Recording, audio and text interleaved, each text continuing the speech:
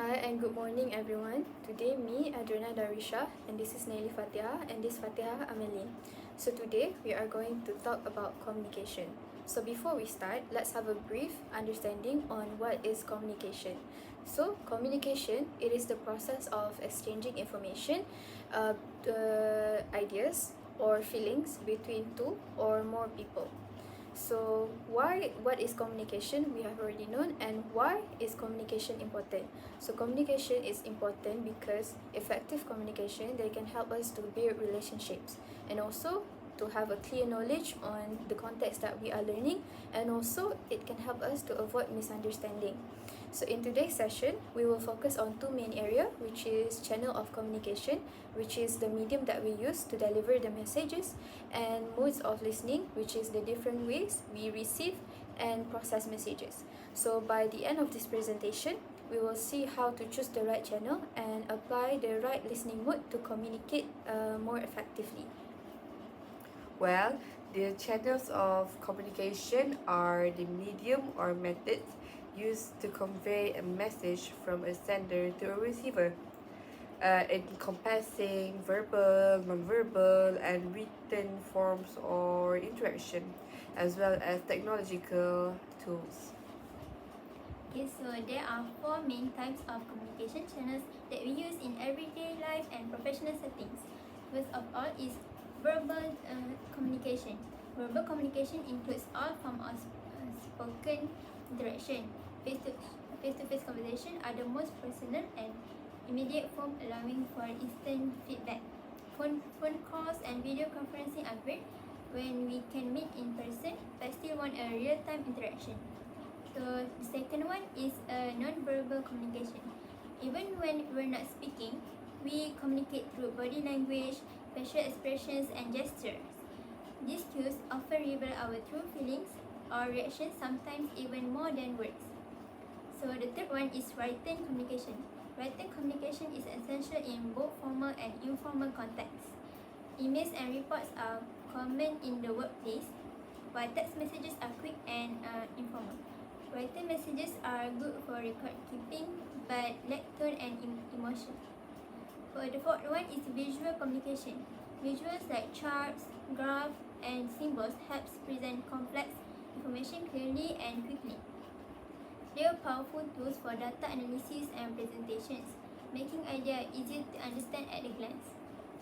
Okay, moving on, communication can take place in two forms, which is formal and informal. So formal channels, they are structured and follow a hierarchy. So for example, in a company where a worker have to report a message to their manager, and the manager passes the message to the senior management. So this type of communication, they are used in professional settings where accuracy and record keeping are important. So on the other hand, informal channels, they are just like a casual conversation that happen outside the official structure, like chatting with colleagues during lunch. So while it is less structured, informal communication is very important to build trust with the person that you are communicating with. So both channel, they have their own roles. So formal channels, they can ensure professionalism, and of course it is used in professional setting. So while informal channels, they can encourage collaborations and connection between the two people or more that are communicating. Well, other than that, we also have modes of listening. First, we have active listening, passive listening, reflective listening, and selective listening. For active listening it is fully concentrating, understanding, and responding, while passive listening is hearing without full attention or engagement, which is the opposite type of active listening. And reflective listening is listening and then reflecting back what was heard to confirm understanding.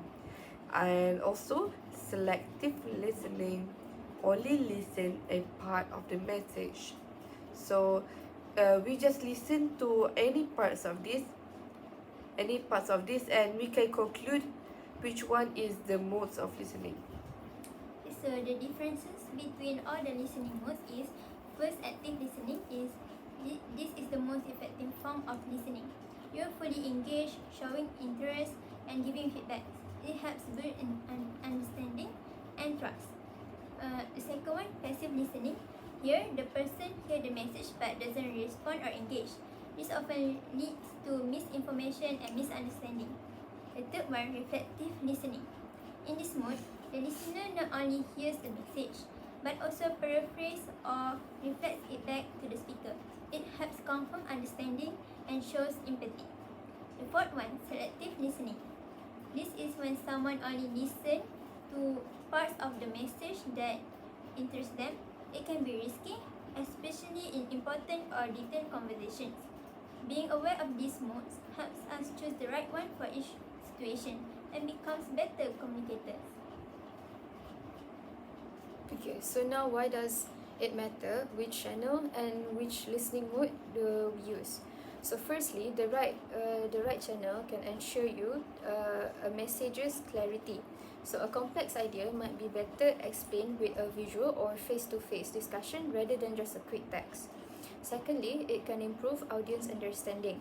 Matching the channel and listening style to the situation can help people to grasp the message more effectively.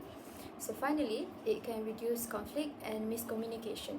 So for example, choosing active listening and using a direct channel, they can prevent confusion and unnecessary disputes. So effective communication, they are not just about speaking. They are also about selecting the right medium and practicing the right listening for the audience to understand the message that you are conveying to them.